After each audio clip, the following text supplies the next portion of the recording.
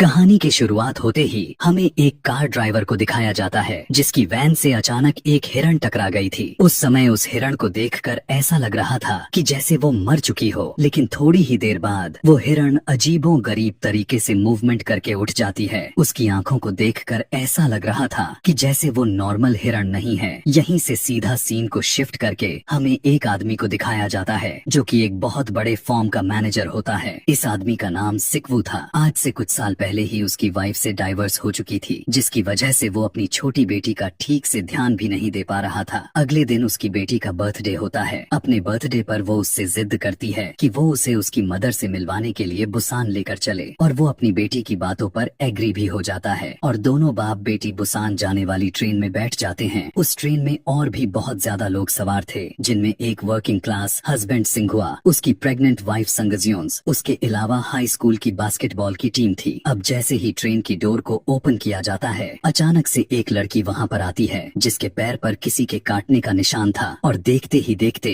मौके पर वो लड़की एक ज़ॉम्बी में चेंज हो जाती है, और ज़ॉम्बी बनते ही वो लड़की ट्रेन की एक अटेंडेंट को काट लेती है। उसके काटते ही वो अटेंडेंट ज़ॉम्बी में बदल जाती है। बस ऐसा होते ही ये वायरस बहुत ही तेजी से उस ट्रेन में फैलना शुरू हो जाता है, जिसकी वजह से बहुत से लोग उसकी लपेट में आ जाते हैं। इस ट्रेन में ट्रेवल करने वाले कुछ पैसेंजर्स ट्रेन के उस बॉक्स को जहां पर ये इन्फेक्शन फैला था छोड़कर किसी अन्य बॉक्स में चले जाते हैं, और अब वो जिस बॉक्स में जाते हैं वहां पर ये ज़ॉम्बी इन्फेक्शन अभी तक नहीं आया हुआ था। ट्रेन के न्यूज ब्रॉडकास्ट में यह बताया जाता है कि ये ज़ॉम्बी इन्फेक्शन न सिर्फ उस ट्रेन में ही बल्कि पूरी कंट्री में फैल चुकी है, और ज्यादा से ज्यादा लोग इसकी लपेट में आ चुके हैं। और जब ये ट्रेन किसी दूसरे स्टेशन पर रुकती है तो सारे के सारे पैसेंजर्स सिटी की तरफ भागने लगते हैं, लेकिन बाहर निकलकर वो अपने इर्द गिर्द देखते हैं कि यहाँ तो पहले से ही वो बुरी इन्फेक्शन पूरी तरह से फैला हुआ है, जिसकी वजह से वो वापस ट्रेन की तरफ भागते हैं। ट्रेन में बैठने के भगदड़ में लोग अलग अलग डिब्बों में बैठ जाते हैं। तब ट्रेन का कंडक्टर इस ट्रेन को बुसान की तरफ लेकर जाने का सोचता है, क्योंकि उसे रिपोर्ट मिली थी कि कुछ बचे कूचे शहरों में बुसान भी एक शहर है जहाँ अभी तक ये इन्फेक्शन एंटर नहीं हो पाया है। सिक्वू, सेंघुआ और यांगुक ट्रेन में रास्ते ढूंढते हुए बाकी के पैसेंजर्स भी मिलते हैं, और ये 6 के 6 लोग मिलकर ट्रेन के अगले वाले डब्बे में जाने की कोशिश करने लगते हैं। उनकी इन कोशिश में उन्हें बहुत सारे ज़ॉम्बिस से बचकर निकलना पड़ता है। अगले वाले डब्बे में और भी बहुत सारे लोग थे जो वहाँ पर सेफ बैठे हुए थे, और जब ये 6 लोग बहुत ही मुश्किल से किसी तरह उस डब्बे तक पहुँच जाते हैं, तब यहाँ का सेल्फिश सीईओ उन्हें अंदर आने नहीं देता। उसका मानना था कि ये 6 लोग भी उस इन्फेक्शन का शिकार हो चुके हैं, और इसी बातों से वो लोगों को भड़काता है, और सभी पैसेंजर्स उसकी बातों में आकर उन सभी लोगों को अंदर आने नहीं देते। और इसी फाइट के दौरान सिंघुआ खुद को उन ज़ॉम्बिस के आगे सेक्रीफाइस कर देता है, ताकि इस दौरान उन सभी बचे हुए लोगों को यह मौका मिल सके